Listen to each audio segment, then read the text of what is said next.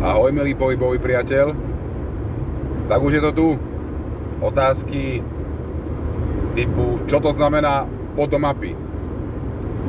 Pod do mapy znamená pod do mapy. To znamená, že je taká mapa a ty ako zodpovedný majiteľ gymu, zodpovedný majiteľ fitka, zodpovedný majiteľ sauny, zodpovedný majiteľ nejakého wellnessíku, hotela, chceš predávať svoje aktivity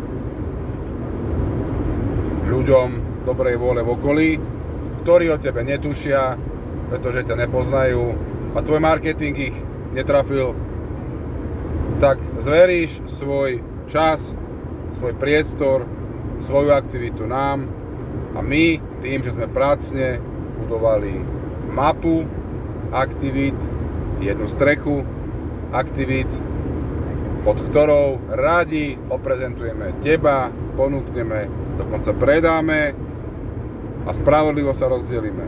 Rozdelíme sa tak, že budeme všetci spokojní.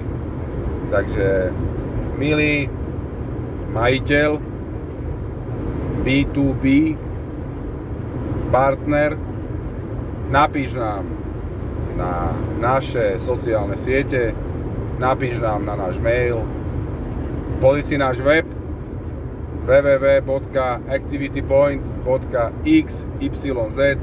Neuveriteľná pripona, ale je ozajstná, je bezpečná, keď mnohí tvrdili, že nie je bezpečná, je naša. A dozvieš sa viac. Sme tu preto, aby sme podporovali aktivity, zobrazovali aktivity, ponúkali aktivity a ak sa nám to podarí, tak budeme len radi.